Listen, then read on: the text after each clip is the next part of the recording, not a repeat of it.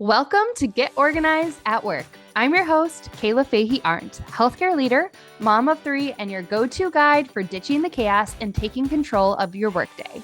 This is the show where we turn overwhelming to-do lists into clear, actionable plans so you can crush your goals and show up as your best self at work and in your life. Whether you're here for strategies to stay ahead or systems to simplify your workday, you're in the right place. Let's get organized, have some fun, and make this year your best year in your career yet. Let's dive in.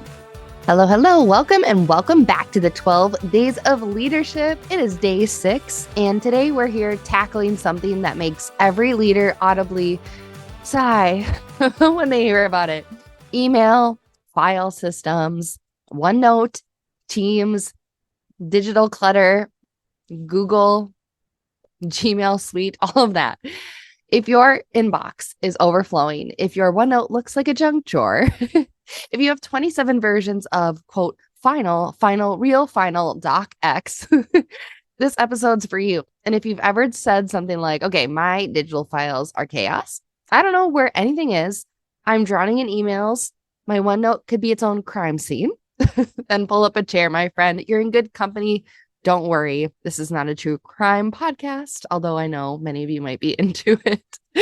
Today, I'm going to give you 3 simple, repeatable, leader-friendly workflows to clean up your digital world without spending 3 hours organizing your desktop icons into folders with names like miscellaneous or don't touch. So let's get into it. All right, so let's talk about a truth that most leaders don't want to admit. Your digital space reflects your leadership space. Ugh, I don't even like saying that because digital clutter equals mental clutter. If your inbox is chaotic, if your files are scattered, if you can't find notes, your mind feels the same way. Chaotic, scattered, and overwhelmed. And let me just say here, it doesn't mean that even with all the systems we're going to talk about today, that you'll never get to a spot where you're like, wow, my inbox is just blowing up. It happens from time to time. We go out of office for a couple days or even a longer vacation, and we come back to a mess. Sometimes the holidays happen and projects get added while we're away, or everything is, happening at the end of the year as it is for me. I know exactly how you feel. And so I want you to know that the things we're going to talk about can help you just do a reset and get your digital clutter back into check. So the good news is, when your digital world feels organized, it instantly creates a sense of calm, control, and professionalism, and it frees up your mental space to be strategic and not reactive. Okay, so I just want you to know that you probably have felt that sense of like, oh, okay, I'm like all organized again, right? It's not going to be that way forever, but hopefully some of the things we talk about today will help you just better maintain that so that each day is a little bit easier. So that's why day 6 of the 12 Days of Leadership matters. This is why digital workflows matter. And this is why you deserve to help you, set up systems that actually support you and don't, create more work for you. Let's start with email because that's where most overwhelm lives. And your inbox should not be your to-do list. Let me say that again for y'all in the back. Your inbox is not your to-do list. Here's your new system. You can create 3 simple folders. One is action needed, one is waiting for, and one is reference. That's it. All you need is 3 folders. You don't need 47 folders, color-coded labels. You need simplicity. And I'll just let you know, this is something I'm also working on too, because if you've listened to the podcast, you know that I just hate email. I just don't like it. It's becoming overwhelming and demanding. And this is why I've tried to implement what's called use the 2-touch rule. So if you open an email twice, it must move. You got to move it to the action needed, the waiting for, or the archived folder or reference, right? Like if you want to look at it later, or it can just be in your archive. And my 3rd tip for this is to use search. I've shared this before in a podcast episode. Stop scrolling, stop searching for things in random folders or like we're trying to remember when you sent something. Use the search bar. Scrolling is just like overwhelming. It's inefficient. It's emotional when you see all of the clutter. Searching is so much more efficient. And there are lots of easy ways now to quickly and efficiently search the inbox. The 4th tip is to unsubscribe from the noise. You've permission to unsubscribe for things that you don't actually support your goals or you never actually get to. So for example, I subscribe to one of our accreditation agency's newsletters, and I'm always so aspirational. Like, I'm going to read this. I never do. I don't have the time. And I figure when I need to look something up that I think might be in this newsletter, I will just go to the source when I need it. I do not need to be subscribed unless I have a rule where it can just go into a folder for reference. So you have my permission to unsubscribe for things that you just can't get to. Clean leadership in the inbox is so much better than chaotic newsletters that just make you feel bad because you never read them. So when you follow the 4 rules of creating the 3 simple folders, using the 2-touch rule, using search to stop scrolling, and unsubscribing, your inbox just instantly feels so much better and less overwhelming. All right, let's talk about OneNote, Teams, SharePoint, all the things. Let's make those tools work for you instead of you work around their functions. I know many of you in the community, when I survey you on like, what do you want to improve this year? What's something you need help with? You'll respond with OneNote, Teams, SharePoint, to-do lists, Loop, coordinating my notes, linking information, organizing spaces. So today I just want to give you some simple universal structure that will work for you no matter what tool your organization uses, because I know some of you use Microsoft, some of you use Google, all these other things. So the first thing is I want to share with you is your digital notes just need to have 3 main sections. That's it. It doesn't have to be complicated. And those sections are, number 1, leadership and management. What goes inside would be things like your leader standard work, your weekly plans, your one-on-one agendas, reflection notes you've had, any coaching plans. The second folder or section would be projects, 1 page per project, each with the same template. You want to think about project goal, timeline, tasks, risks, decisions, stakeholders. Consistency for each project means fewer decisions and more calm, less chaos. The third section you want to have would be your reference library, a place where documents go to live, not die. It's a place that you actually use.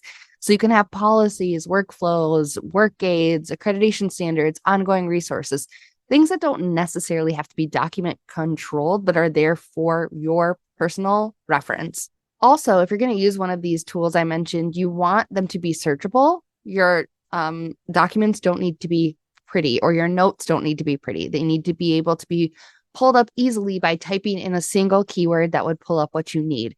So that's why you want to use headings, tags, and consistent titles. So for example, if you're working on a project, you might want to name the template or the document project dash whatever it's called / notes, right? So it might be project blood bank SOP consolidation notes, right? Keep it super simple. Or one-on-one with Kayla, January 3rd, 2025, or a decision log, March 2025.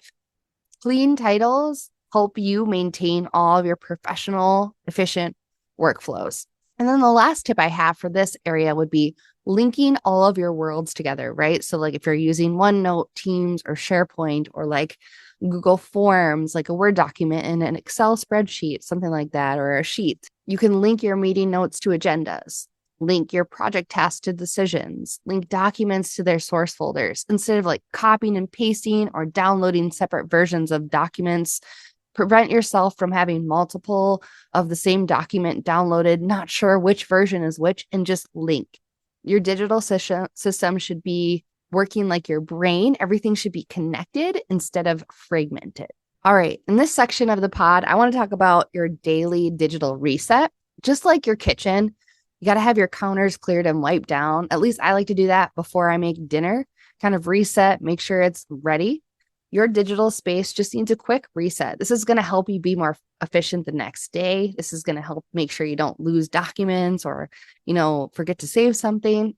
I want you to check your action needed folder in your inbox. Oh, what am I supposed to be doing? Is there something in here that I need to plan for?